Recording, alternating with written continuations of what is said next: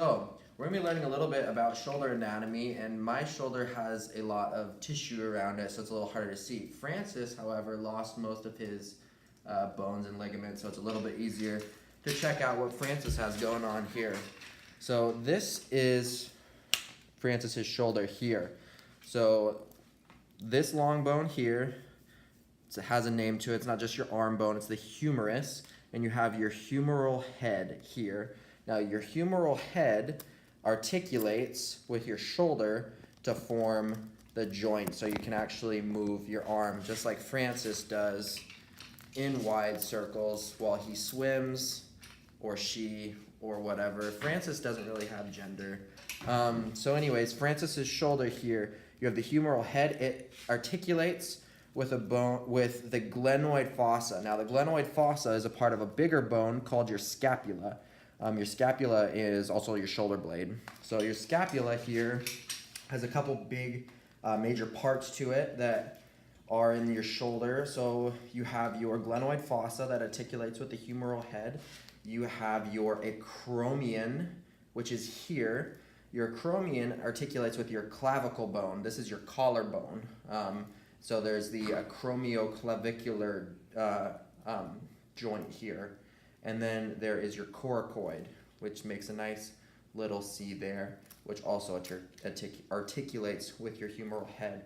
And this forms the bony structures of the shoulder. We're going to go a little bit more in depth on the bony structures and the ligaments and muscles here in just a second. Okay, so now that we've taken a look at our skeleton a little bit, we're going to take a look at the muscles of the shoulder. And we have our biodigital human here. We're going to look at the posterior muscles first. So we'll just zoom in on those. All the muscles are bilateral, so they're the same either side. And so we'll just go into it and we'll touch on their action super briefly. So we start out with our latissimus dorsi muscle. It's responsible for horizontal adduction, extension, and abduction, along with internal rotation. So it does quite a bit here.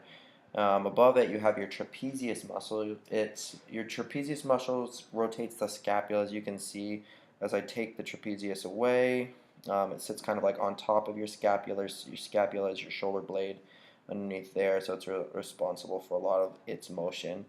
Next we have our rhomboid minor and major, and you see how they insert into the scapula there, therefore retracting the scapula, bringing it toward the vertebral column, and also they help with rotation. So let's go up. Now this one is kind of hard to find. There we go. This is the levator scapulae. It's just for elevation of the scapula. And then we have on our shoulder here, on our scapula I should say, is our infraspinatus, our supraspinatus, and our teres minor are all visible on the posterior view. And then here's our deltoid. So starting out with our teres major muscle, it's for extension. It also helps with adduction. Our infraspinatus is for horizontal abduction, and also does extension and rotation. So as you can see, that's a common theme. A lot of these muscles have several different functions. And then our supraspinatus muscle helps with abduction. And then here's our deltoid muscle. You can see it sits on the posterior side and anterior side. It just sits over the shoulder joint. Posterior and anterior have a little bit different functions of the deltoid.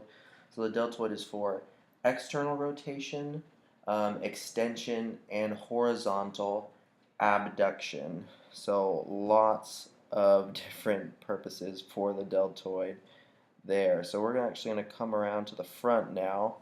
I'll take the deltoid off now that we know that it's also on the anterior. We'll move away some of these so we can see a little clearer. So on the anterior side here we have our pectoralis major muscle, which is responsible for all kinds of movement: horizontal extension, adduction, flexion, and internal rotation are all responsibilities of the pectoralis major muscle. Underneath it, you have your pectoralis minor muscle, and it's for abduction and depression of the shoulder. Underneath of that, you can see these muscles here. They're kind of neat.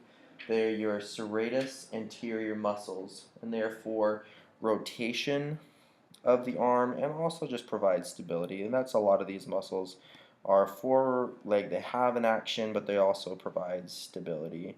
So I'm going to peel away some of here, and then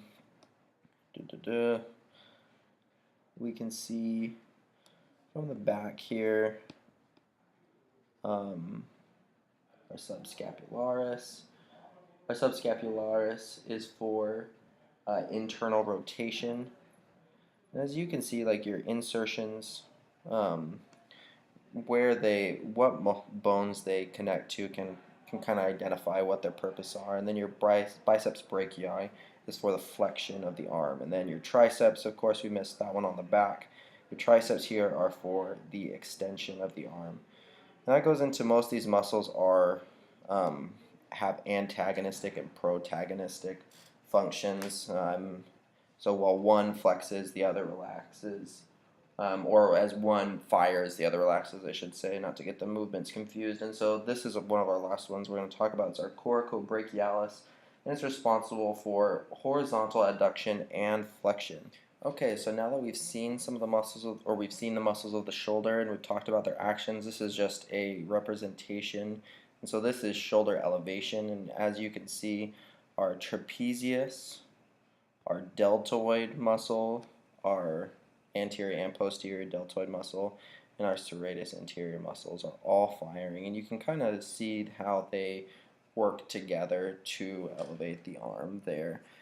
This is just one example. We won't go into all the types of motion, but as you can kind of picture, muscles work together to help with the arm's motion, because the shoulder is the most mobile synovial joint in the body. It's a ball and socket joint, and so therefore it takes a lot of different muscles to be able to provide these different types of movements that your shoulder and arm can do.